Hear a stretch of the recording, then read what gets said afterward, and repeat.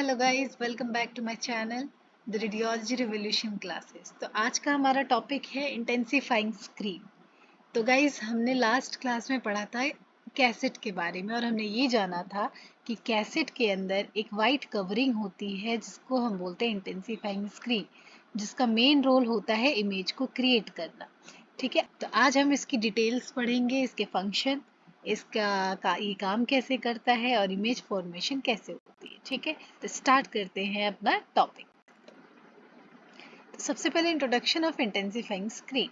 तो intensifying screen actually होती क्या है? देखिए, हमने लास्ट क्लास में पढ़ा था कि ये इसका मेजर रोल होता है हमारा इमेज को फॉर्मेशन में। ठीक है, तो इंटेंसिफाइंग स्क्रीन जो होता है ये होता है एक thin sheet of fluorescent material which are used in the X-ray cassette to intensify the effect of the X-ray photon। तो देखिए, यहाँ पे मेनली काम क्या होता है, हमें पहले ये जानना जरूरी है कि फ्लोरेसेंट मटेरियल का क्या मतलब होता है। ठीक है, देखिए, फ्लोरोसेंट मटेरियल वो मटेरियल होती है जिसमें से फ्लोरो का मतलब होता है लाइट, यानी कि वो मटेरियल जो कि लाइट एमिट करती है, उन मटेरियल्स को हम बोलते हैं फ्लोरोसेंट मटेरियल। यानी कि इंटेंसिफाइंग स्क्रीन हमारी ऐसी मटेरियल से बनी हुई है जो उसमें से हमारी लाइट एमिट होती है। ठीक है, अब गाइस, लाइट एमिट कैसी होती है, ध्यान रखिएगा। जैसे ही एक्सरेज फोटोन हमारे कैसेट पे गिरते हैं, क्योंकि कैसेट के अंदर इंटेंसिफाइंग स्क्रीन रहती है, तो जैसे ही एक्सरेज इंटेंसिफाइंग स्क्रीन के कांटेक्ट में आते हैं, ये क्या प्रोड्यूस करते हैं? लाइट। तो इसीलिए इंटेंसिफाइंग स्क्रीन को हम क्या बोलते हैं? Fluorescent material.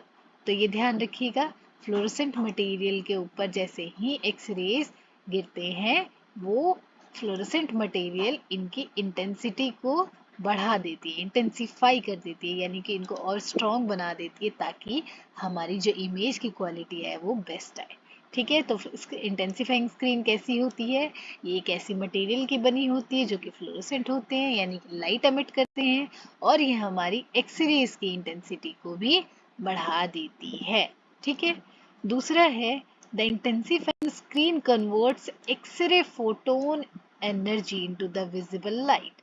ठीक है, ये बहुत ही ज्यादा इंपॉर्टेंट है हमारे लिए कि इंटेंसिफाई का मेन रोल ये है कि हमारा जो एक्सरे फोटोन जो भी हमारे कैसेट के ऊपर गिरते हैं, मान लीजिए कि ये हमारी एक्सरेज का ट्यूब है। ठीक है, यहाँ से एक्सरे एमिट हो रहे हैं। ठीक है, यहाँ पे हमारी रेडियोग्राफी टेबल जिसके अंदर कैसेट लगा हुआ है। अब इस कैसेट के अंदर हमारी क्या प्रेजेंट है? Intensifying screen.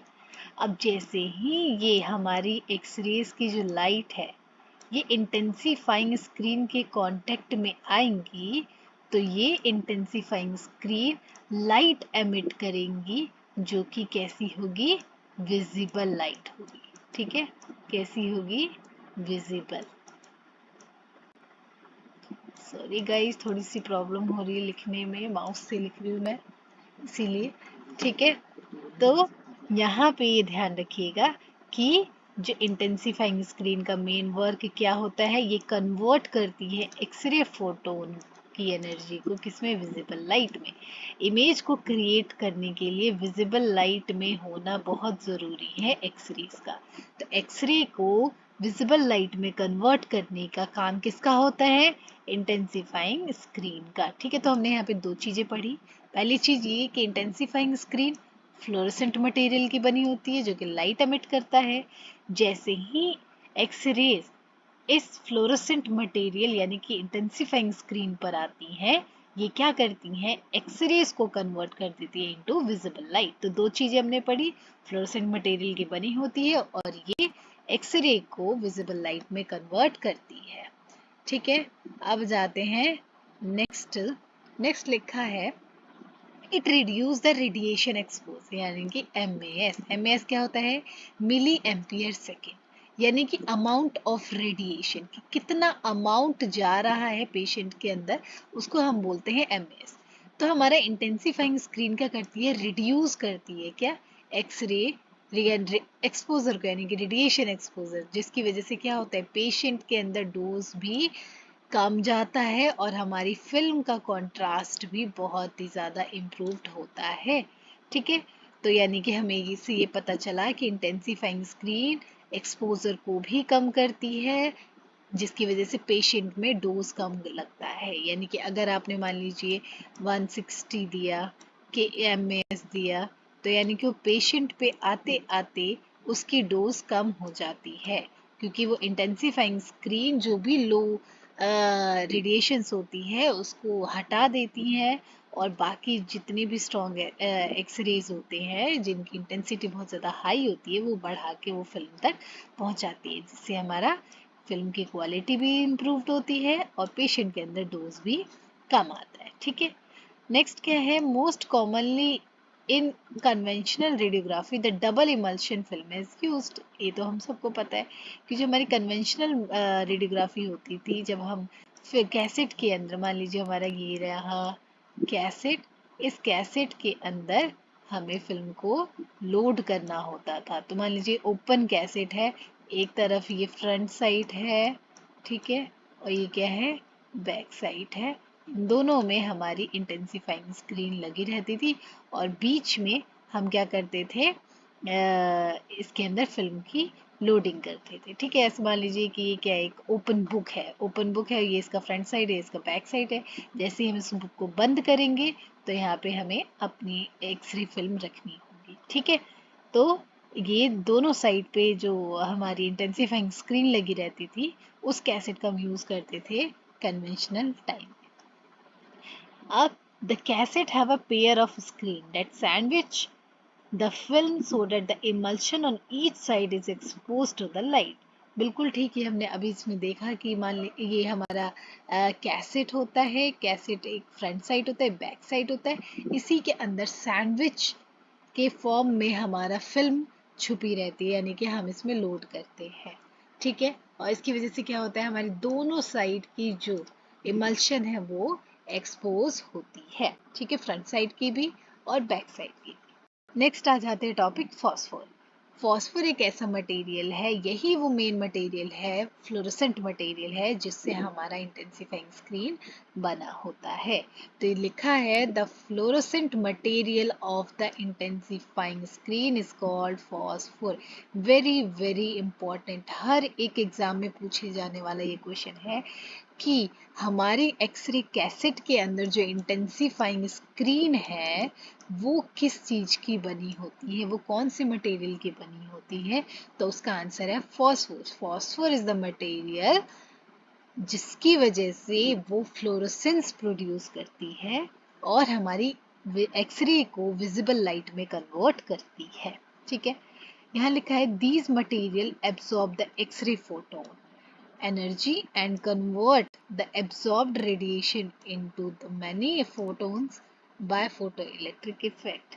यहाँ पे देखिए हमारा मेन जो फॉस्फोर का वर्क है ये है कि ये क्या करता है, एक्सरेज को कन्वर्ट करता है इनटू विजिबल लाइट।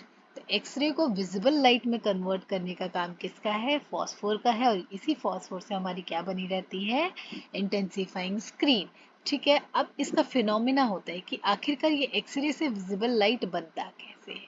उस फिनोमिना को हम कहते हैं फोटो इलेक्ट्रिक इफेक्ट। ठीक है, ये हम अच्छे से पढ़ेंगे, इसके ऊपर मैं वीडियो बनाऊंगी इस टॉपिक के ऊपर, जिसमें हम सारी इफेक्ट्स को पढ़ेंगे, कोहेरेंट इफेक्ट, कोहेरेंट स्कैटरिंग पढ़ेंगे, कॉम्पटेंट स्कैटरिंग पढ़ेंगे, उसी के अंदर हम लोग कैरेक्टरिस्टिक्स रेडिएशन पढ़ेंगे, हम ब्रह्मस्टर्लिंग रेडिएशन पढ़ेंगे, उसी के अंदर हम फोटो इलेक्ट्रिक इफेक्ट भी पढ़ेंगे। तो गई टेंशन मत लीजिए, इस टॉपिक पे मैं अलग से वीडियो ज़रूर बनाऊंगी। ठीक है, तो अभी हमको इतना याद रखना है कि हमारी जो फॉस्फोर है वो क्या करती है, कन्वर्ट करती है किसको, एक्सरे को विजिबल लाइट में। ठीक है, कौन से प्रोसेस से, कौन से मेथड से, वो है हमारा फोटो इलेक्ट्रिक इफेक्ट। ठीक है, अब बोल रहा है the x ray photon is absorbed by the screen atom and the outer shell electron is raised to an excited state. When it returns to the ground state it emits a light photon and the intensity of the light is proportional to the intensity of the x rays, ये line बहुत ही ज़्यादा important है और समझने वाली बात है। देखिए क्या होता है, मान लीजिए ये हमारा फॉस्फोर मटेरियल है जो कि क्या है, ये मान लीजिए हमारा एक्सरे टेबल है, इसके अंदर कैसेट लगा हुआ है, कैसेट के अंदर ये हमारा क्या है, इंटेंसिफाइंग स्क्रीन। ठीक है, इंटेंसिफाइंग स्क्रीन किस चीज़ से बना हुआ होता है, फॉस्फोर मटेरियल से बना होता है। ठीक है, फॉस्फोर मटेरियल से बना होता है। यहाँ से क्या प्रोड्यूस हो रही है, हमारी एक्सरेज। एक्सरेज यहाँ पे आई, कहाँ पे आई, फॉस्फोर मटेरियल पे। ये हमारा फॉस्फोर मटेरियल, फॉस्फोर मटेरियल पे जैसे ही एक्सरे आती है, ये फॉस्फोर मटेरियल क्या करता है, इसका हमने पढ़ा होगा अपने बचपन की क्लासेस में, यानी कि 11th 12th 10th 9th में जो एटम होते हैं, कोई भी एलिमेंट एटम से बने होते हैं, मतलब कोई भी हमारे एलिमेंट, उनके अंदर एटम होता है। ठीक है, एटम का एटॉमिक स्ट्रक्चर हमने पढ़ा होगा, उसके अंदर शेल्स होते हैं। ठीक है, और शेल्स में क्या प्रेजेंट होते हैं, हमारे इलेक्ट्रॉन। तो ये रहा हमारा इलेक्ट्रॉन, यहाँ पे प्रेजेंट होते, पहले 2 होते हैं, फिर 8 होते हैं। तो अलग अलग तरीके से हमारे जितने जितने नंबर एटॉमिक नंबर होता है, उसके अकॉर्डिंग इलेक्ट्रॉन्स का डिस्ट्रीब्यूशन होता है। तो मान लीजिए ये हमारा फॉस्फोर का मटेरियल है, इसके आउटर मोस्ट शेल में क्या प्रेजेंट है, इलेक्ट्रॉन। ये मान लीजिए इसका आउटर मोस्ट शेल है, इसके अंदर ये देखिए इलेक्ट्रॉन्स प्रेजेंट है। अब क्या होता है, जैसे ही इसके ऊपर एक्सरेज एमिट हुआ, ये आउटर मोस्ट जो इलेक्ट्रॉन है, ये एमिट हो जाएगा बाहर, क्योंकि इसके अंदर एनर्जी आ गई। ये मान लीजिए हमारा शेल के अंदर ये हो गया इलेक्ट्रॉन, इलेक्ट्रॉन। ठीक है, जैसे ही एक्सरे इस पे आएगी, ये इलेक्ट्रॉन के अंदर एनर्जी बहुत ज़्यादा आ जाएगी, और ये क्या हो जाएगा, उस एनर्जी को लेके यहाँ से निकल जाएगा।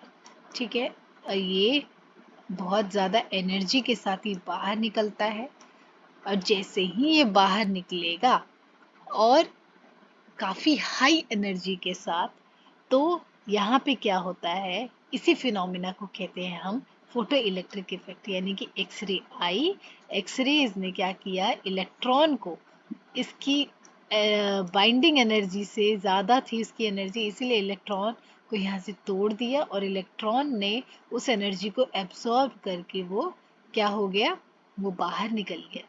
अब इस इलेक्ट्रॉन के पास बहुत ही ज़्यादा हाई एनर्जी, धीरे धीरे क्या होगा, ये इलेक्ट्रॉन अपनी एनर्जी लूज करते हुए वापस अपने ग्राउंड स्टेट में आएगी। अब जैसे ही ये इलेक्ट्रॉन अपने अंदर से एनर्जी रिलीज करेगी और अपने ग्राउंड स्टेट में आएगी, उसी टाइम हमारी क्या होता है, लाइट प्रोड्यूस होती है, यानी कि जो इलेक्ट्रॉन एनर्जी प्रोड्यूस करती है उसी को हम बोलते हैं फ्लोरेसेंस। यानी कि ये जब एक्साइट हो गई, एक्साइट हो जाने के बाद जब ये ग्राउंड स्टेट में आएगी, तो कुछ अमाउंट ऑफ रेडिएशन, यानी कि कुछ अमाउंट ऑफ एनर्जी रिलीज करेगी, उसी को हम बोलते हैं क्या, फ्लोरेसेंस। ठीक है, यानी कि वहीं पर हमारा क्या हुआ, एक्सरे जो है वो विजिबल लाइट में कन्वर्ट हो चुकी है। ठीक है, और ध्यान रखिएगा, जितनी ज़्यादा तेजी से एक्सरेज आएंगे, उतनी ही ज़्यादा एनर्जी ये जो इलेक्ट्रॉन बाहर जाएगा और अपने ग्राउंड स्टेट में वापस आएगा, उतनी ही ज़्यादा वो लाइट प्रोड्यूस करेगा। तो ज़्यादा अगर एक्सरेज की इंटेंसिटी हुई, तो ये इलेक्ट्रॉन भी ज़्यादा क्या करेगा, लाइट एमिट करेगा। तो यही लिखा हुआ है, the x ray photon is absorbed by the screen atom. ठीक है, एक्सरेज फोटोन एब्जॉर्ब हो जाते हैं। ये मान लीजिए स्क्रीन एटम है, स्क्रीन एटम ने एक्सरेज को एब्जॉर्ब कर लिया, आउटर शेल से इलेक्ट्रॉन क्या हो गया, रेज्ड हो गया, या एक्साइट स्टेट में, यानी कि ये इलेक्ट्रॉन रेज्ड हो जाएगा, यहाँ अपनी शेल से बाहर चला जाएगा, और जैसे ही ये अपने ग्राउंड स्टेट में वापस आएगा, ये क्या करेगा, एमिट करेगा लाइट को और वापस आ जाएगा। ठीक है, और ये बोल रहे हैं यहाँ पे कि जो इंटेंसिटी है लाइट की, वो क्या होता है, डायरेक्टली प्रोपोर्शन होता है, इंटेंसिटी होती है एक्सरे, यानी कि जितना ज़्यादा एक्सरे की इंटेंसिटी होगी, उतना ही ज़्यादा ये इलेक्ट्रॉन लाइट प्रोड्यूस करेगा जब ये वापस अपने ग्राउंड स्टेट में आएगा। तो मेन फिनोमिना यही होता है, एक्सरेज आएंगी, फॉस्फोर मटेरियल के आउटर मोस्ट इलेक्ट्रॉन को बाहर चले भेजेंगी, और जैसे ही वो इलेक्ट्रॉन वापस अपने ग्राउंड स्टेट में आएगा वो लाइट, विजिबल लाइट प्रोड्यूस करेगा। ठीक है, तो एक्सरे का कन्वर्जन विजिबल लाइट में ये हमारे फॉस्फोर मटेरियल करते हैं, जो कि मिलकर क्या बनाते हैं, इंटेंसिफाइंग स्क्रीन। ठीक है, तो ये बहुत ही ज़्यादा इम्पॉर्टेंट था ये समझना कि एक्चुअली में कैसे ये फिनोमिना होता है कि हम एक एक्सरेज को विजिबल लाइट में कन्वर्ट कर सके।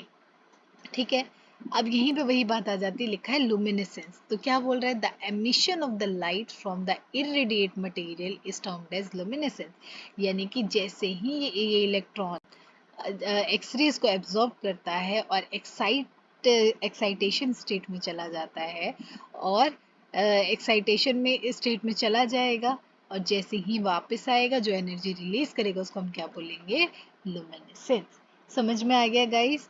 तो आज का टॉपिक यहीं पे ख़त्म करते हैं, हम नेक्स्ट क्लास में हम पढ़ेंगे इसकी प्रॉपर्टीज़ के बारे में। ठीक है, होप आपको ये वीडियो पसंद आई हो। प्लीज़ लाइक करें, कमेंट करें, सब्सक्राइब करें मेरे चैनल को। Thank you.